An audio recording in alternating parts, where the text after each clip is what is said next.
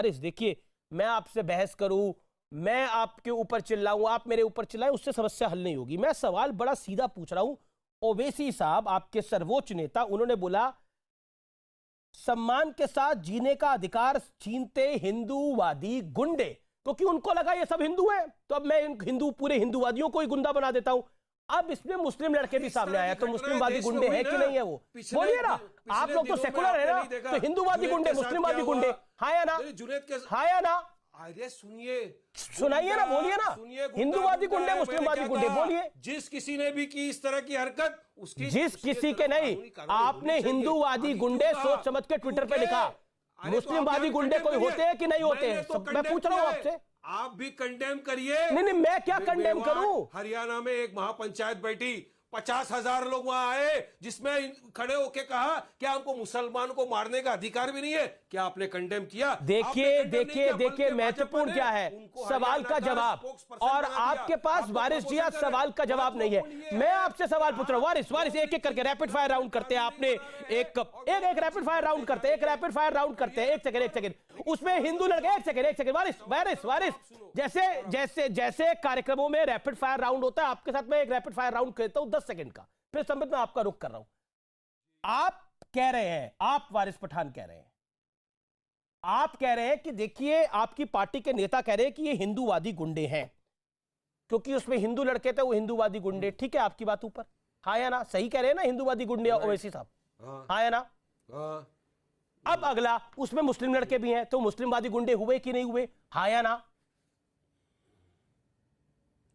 अरे मैं तो बोल रहा हूं ना, जो भी करता है इस तरह की हरकत वो गुंडा है। जो भी किसी बुजुर्ग को मारता है तो बोलिए ना, ट्वीट करिए वारिस पठान, ओवैसी साहब को बोलिए, अकबरुद्दीन ओवैसी को बोलिए, आप करिए। आप तीनों बड़े नेता हैं अपनी पार्टी के, ट्वीट करिए ना कि मुस्लिमवादी गुंडे। नहीं, जिस किसी का झूठ क्यों फैलाया? जिस किसी का मतलब आपको जिस किसी का क्या झूठ आरोपी सामने है, जिस किसी क्या होता है? आप कंडेम करो कि पाकिस्तान में आरोपी है क्या? आसिफ को भी मारा, ये वियतनाम में आरोपी है या चाइना में आरोपी है? जिसने जुनैद को मारा वो भी गुंडे हैं, जिसने पेलू खान को मारा वो भी गुंडे हैं, जिसने अखलाक को मारा वो भी गुंडे हैं। देखिए ऐसा है फिर दूसरी तरफ से आवाजें खड़ी, फिर दूसरी तरफ से आवाजें खड़ी होगी, जिसने चंदन गुप्ता को मारा, जिसने दिल्ली वाले दोनों लड़कों को मारा, जिसने दिल्ली के दंगों में एक पुलिस ऑफिसर को लहूलुहान करके गंदे नाले में फेंक दिया, सारी आवाजें खड़ी होंगी। ये भी आवाज खड़ी होगी कि कश्मीरी पंडितों को बेघर किसने किया, ये सब आवाजें खड़ी होंगी। मुजफ्फरनगर दंगों में किसने किसको मारा, वो तमाम बातें आएगी। देश में हर विषय पे आप बात करना चाहते हैं तो 1947 में चलते हैं, फिर ट्रेनें कट क्या आई थी? आसिफ को जिसने मारा, जिसने भी, मैं तो आपको उन दंगों की बात कर रहा हूं जब 500 लोगों पे चाहे गाय के बेरामी हुई है। संबित पात्रा, अब काफी देर हो गई, संबित पात्रा को आने दीजिए। देखिए अब उनका रुका। संबित पात्रा, आपकी ऑडियो और वीडियो डिस्कनेक्ट हो गया था, आपको मेरी आवाज मिल रही है संबित अभी? जी संबित जी, मैं आपसे पूछता हूं, अभी आपने वारिस पठान को भी सुना, उससे पहले सलमान निजामी को भी सुना, मेक योर पॉइंट। देखिए अमीश जी, मुझे बहुत कष्ट हो रहा है, मैं बताता हूं क्यों कष्ट हो रहा है। मगर एक बात आप देखिए, ये इस वीडियो को डालते समय इसी प्रयोजन से डाला गया था, इससे साउंड निकाल दिया गया था, जानबूझ के निकाल दिया गया था, क्योंकि उस साउंड में कहीं भी जय श्री राम बोलो, जय श्री राम बोलो, इस प्रकार का ऑडियो नहीं था। जिन लोगों ने तफ्तीश में इस वीडियो को संपूर्ण रूप से देखा है, उन लोगों ने कल बयान दिया है कि इस वीडियो में जो बयान थे, जो आवाजें थी, वो ऐसी थी कि तुमने ऐसा काम क्यों किया, तुमने ये गंदा काम कुकर्म क्यों किया, इस प्रकार से कह के वो मारपिटाई कर रहे थे। मारपिटाई कहीं भी अच्छी नहीं होती है, चाहे वो किसी धर्म के लोग किसी धर्म के खिलाफ भी करें। मगर जानबूझ के जिस इंटेंशन के साथ इस वीडियो को डाला गया कि कहीं ना कहीं माहौल को खराब करना है और हिंदुओं को बदनाम करना है। अब देखिए, एक षड्यंत्र चल रहा है पूरे विश्व में तथाकथित इस टूल किट गैंग द्वारा कि हिंदुओं को बदनाम करो और हिंदुस्तान को लिंचिस्तान के नाम में कन्वर्ट कर दो। ये कांग्रेस पार्टी ने कहा था कि आज से हिंदुस्तान लिंचिस्तान हो गया, ये राहुल गांधी ने कहा था। मुझे तो आश्चर्य इस बात का होता है और दुख क्यों होता है मैं बता रहा हूं।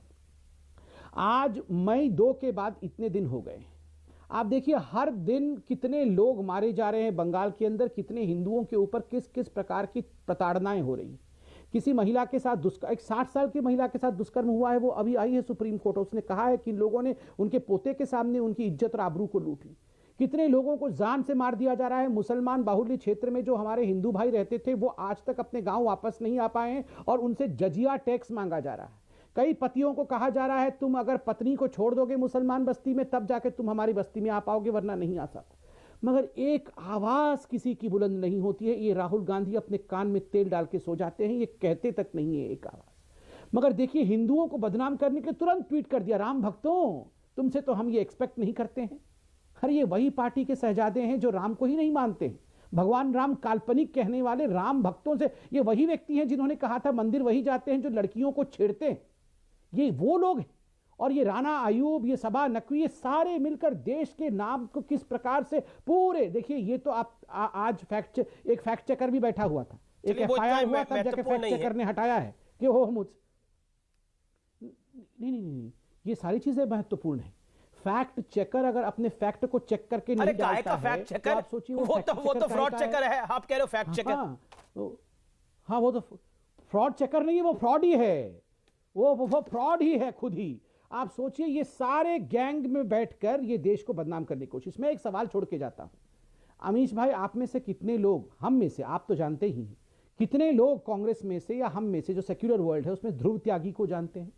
कितने लोग जानते हैं उस ध्रुव त्यागी को जो अपनी बेटी की आबरू बचाने के लिए जब खड़ा हुआ? लेकिन ये कमी तो आपके शासन की है ना। ये लोग अब देखिए, अब आप देखिए, ये स्वरा भास्कर है, ये गेट अवे, ये कमी तो आप सरकारों की है ना कि why they get away. Swara Bhaskar भी लिख रही है, right wing and Sanghis vomiting on my timeline, jackasses. Ghaziabad police named 3 Muslims. The prime accuses literally Parvesh Gujjar. And the man on camera is forcing the old man to chant Jai Shri Ram. Is this not fake Sambit Patra to act on this lady? इतनी बड़ी ये actress है कि इसमें कार्रवाई नहीं हो सकती? ये आपकी सरकार की कमजोरी है, ये आपके शासन की कमजोरी है, ये जनता आपसे सवाल पूछती है।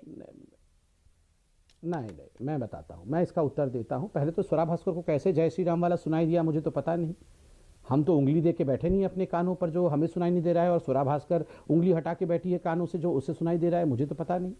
दूसरी बात, आपने बहुत महत्वपूर्ण सवाल पूछा कि क्या ये हमारी सरकार की कमी है। अमीश भाई, 70 वर्षों में भारतवर्ष में एक सेक्युलरिज्म की, आप 10 सेकंड मुझे बोलने दीजिए और सुनिएगा ध्यान। बोलिए। 70 वर्षों में इस देश में सेक्युलरिज्म को लेकर एक नंगा नाच चल रहा है, एक वर्ल्ड कप चल रहा है कि सेक्युलरिज्म में मुझे ही फर्स्ट होना है। और सेक्युलरिज्म का मतलब हिंदुस्तान में हो गया है हिंदुओं को गाली और मुसलमानों के लिए ताली। देखिए, मैं हिंदू मुसलमान बिल्कुल नहीं करना चाहता, मगर ये नेताओं ने सेक्युलरिज्म की डेफिनेशन पे इस देश में यही कर दिया है कि सारे रिसोर्सेज पे पहला अधिकार किसी का है तो मुसलमानों पर है, हिंदुओं के ऊपर अत्याचार हो। और तो और यहाँ पर मुनव्वर राणा, आप सोचिए, मुनव्वर राणा ने तो फ्रांस में जब कार्टून को लेकर लोगों की हत्या हुई उनका तक सपोर्ट कर दिया, और उनको इस देश में बहुत बड़ा, मतलब पता नहीं क्या क्या कहा जाता है कि वो कितने बड़े क्या क्या लिखते हैं, कितने बड़े कवि, फलाना ढिकड़ा। ये वो व्यक्ति हैं, वो शायर है, वो जो भी हैं, कायर हैं, शायर हैं, वो तो ऊपर वाला ही जानता है। मगर आप बताइए, फ्रांस में जब मृत्यु होती है, हत्या करते हैं आतंकवादी, उसको समर्थन करने वाले यहाँ पर कायर बैठे हुए हैं जिनको हिंदुस्तान शायर कहती है। शायर और कायर में क्या 70 फर्क वर्षों होता तक है? ये जो चला है ना, ये अपनी बातें अब तक रखिए। ये पढ़े लिखों का काम है तो कि वो मुनव्वर शायर राणा क्या जी को लिखता बोल है वो रहा समझ था, में आना ये- सबके बस की बात नहीं होती ये, है। और अमीश आपसे जी, तो ये मुनव्वर उम्मीद राणा भी नहीं जी की कहाँ जा से आ गए सकती है बीच कि में? आपको मैं तो- शायरी की थोड़ी बहुत भी सुमैया मुनव्वर जी राणा उनकी जी को सपुत्री बोल भी रहा है। था। आप यहाँ पर सुमैया बैठ राणा करके समाजवादी पार्टी की अच्छा, प्रवक्ता है, अच्छा, उनकी वो भी सपुत्री। हैं क्या यहाँ पे? अच्छा, मुझे नहीं पता था, मुझे ये नहीं पता था। एनीवे, मैं तो उनके बारे में कुछ नहीं कह रहा हूँ, वो तो अच्छी महिला है। मैं तो मुनव्वर राणा जी के बारे में बोल रहा हूँ।